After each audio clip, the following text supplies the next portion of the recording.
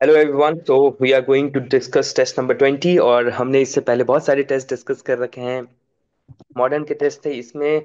Mostly questions modern के ही हैं, पर लास्ट में थोड़े से मिडाइवल के क्वेश्चंस आ जाएंगे, ठीक है।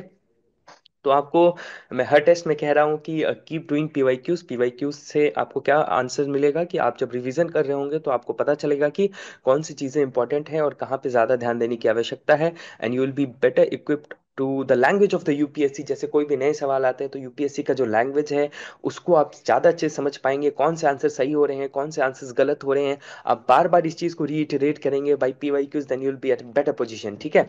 So as we have a different, हमेशा हम लोग स्टार्ट क्या करते हैं, दो कोच रहेंगे, या तो वो एसए या एथिक्स से, या कुछ क्वेश्चंस होंगे that will be discussing in very brief, so that कि आपको एक फील आते रहे कि मेंस भी है, और कि कैसे क्वेश्चंस आते हैं, थोड़ा सा बस आपको एक आइडिया देने के लिए कि हम डिस्कस करते हैं, ठीक है। Without further adieu let me share my screen, ठीक है। ओके। सो आज का जो कोट है वो बहुत ही थॉटफुल है। Philosophy of wantlessness and is utopian while materialism is a chimera. I don't know whether I am pronouncing it correct or not, but the philosophy of wantlessness मतलब कि भाई बुद्धिज्म मतलब कि इच्छा ही ना हो, नो नो डिजायर इटसेल्फ। भाई सही में अगर आप सोचो आपको कोई भी इच्छा नहीं है तो आप किस बात से परेशान होगे, मतलब there is nothing that can trouble you, right. मतलब वो जो मेंटल ट्रबल मेंटल एगोनी जो होती है, at different level you will feel that mental agony is much more than the physical agony. Oh, it's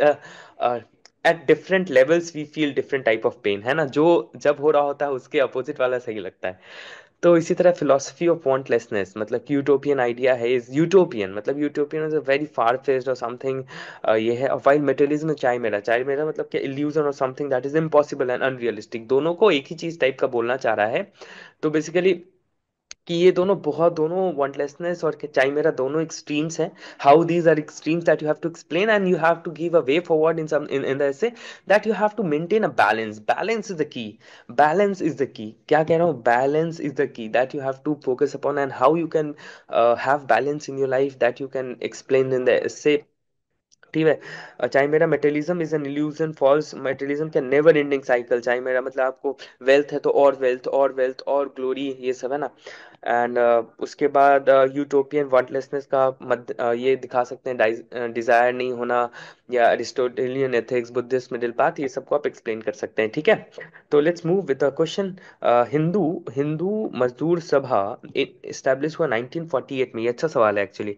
Hindu मजदूर सभा 1948 में स्टैब्लिश हुआ। कौन कौन लोग थे? बी कृष्ण पिल्लई, ठीक है, ये तो जयप्रकाश नारायण, ये रामास्वामी अय्यर, कामराज वैश्य, अशोक मेहता, टी रामानुज, जी मेहता, ठीक है। ये तो देखो, ये इसमें सब सारे, मैं थोड़ा सा है कि भाई मैं गेस करता तो ऐसे एग्जाम में गेस करता कि थोड़ा नॉर्थ इंडियन वाले भी होने चाहिए। इनमें पूरे साउथ इंडियन है तो ऐसा नाम नहीं देना चाहिए, ये दोनों शायद मैं काट देता। और जयप्रकाश नारायण, दीनदयाल उपाध्याय, एम एन रॉय और अशोक मेहता, जी मेहता, टी एस रामानुजम, है ना। तो ये आप थोड़ा सा गेस करेंगे तो जयप्रकाश नारायण जी के बारे में तो मजदूर हिंद मजदूर सभा उनमें नहीं आता था। तो आंसर है अशोक मेहता, ठीक है। ये कब हुआ है? 1948 की, बहुत बात की बात है। जो वेस्ट बंगाल में फाउंड हुआ था, ध्यान दीजिएगा, एक तो आज़ादी के बाद का है। वेस्ट बंगाल में फाउंड हुआ था, 1948 में हुआ था। और इसके मेंबर्स जो थे, अशोक मेहता थे, टी एस रामानुजम थे, जी मेहता थे, ठीक है। अब देखते हैं which one of the following is the correct chronological sequence of the above events, ठीक है। The first democratically elected communist party government formed in a state in India, ठीक है। पहला ये हुआ।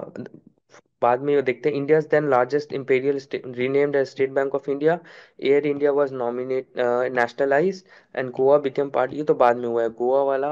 आपको पता है, थोड़ा भी आप ध्यान से रखेंगे तो गोवा 1961 में हुआ था।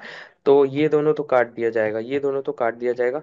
अब बचा ये, ठीक है। अब आप देखिए, तीन तो पक्की बात कह दी कि भाई तीन में क्लैरिटी है कि भाई सबसे पहले एयर इंडिया वाला हुआ होगा।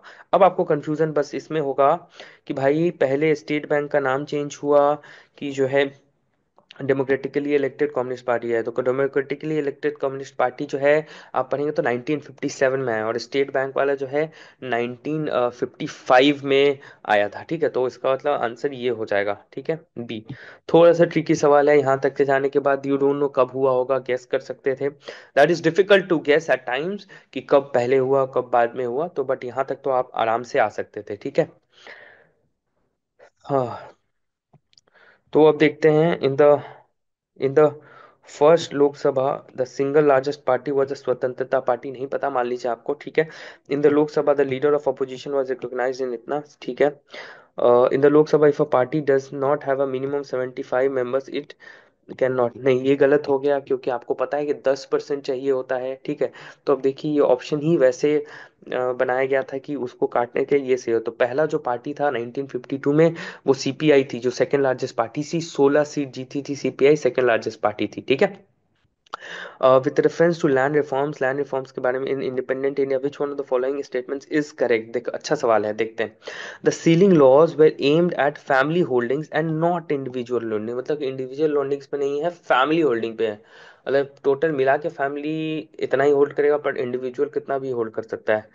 अ, पता देखते हैं। The aim of the land reform was providing agriculture to all landless, ये तो सही लग रहा है, बहुत हॉलिस्टिक बात कह रहा है कि सारे लैंडलेस को। एम तो ये था ना, मेजर एम, बहुत ब्रॉड एम के बारे में बात कर रहा है, तो ये तो सही लग रहा है। ठीक है। It resulted in the cultivation of cash crops and predominant ये सन लैंड रिफॉर्म परमिटेड, ये सबसे हॉलिस्टिक स्टेटमेंट्स क्या है। मेजर एम क्या था भाई, बी था, फोर का बी था मेजर एम जो है। Abolish impose ceiling on land holding and distribute surplus to the landless. ठीक है। करेक्ट स्टेटमेंट देखते हैं।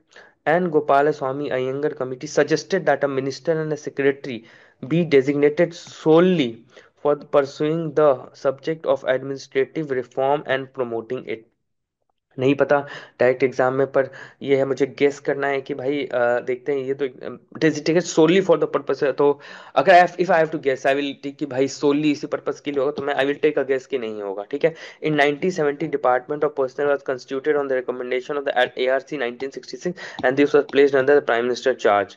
ठीक है, department of prime minister charge में तो है, ये स्टेटमेंट सही है।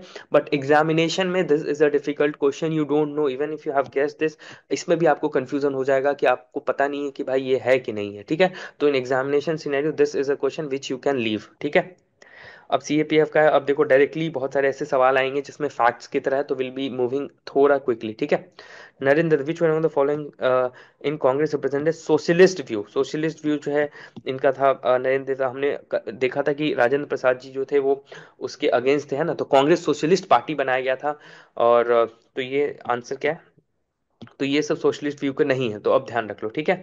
Who among the following was the author of Hind Swaraj, ये तो बहुत अच्छा सवाल है, हमने पहले भी पढ़ा है। जो ये बुक को बैन भी कर दिया गया था, 1909 में ये बुक लिखा गया था, और मतलब ये हुआ था, और इसको बैन भी किया गया है। ठीक है। Which among the following statements about the town planning in British India in early 19th century, early 19th century town planning के लिए कौन सा स्टेटमेंट इसमें से सही है।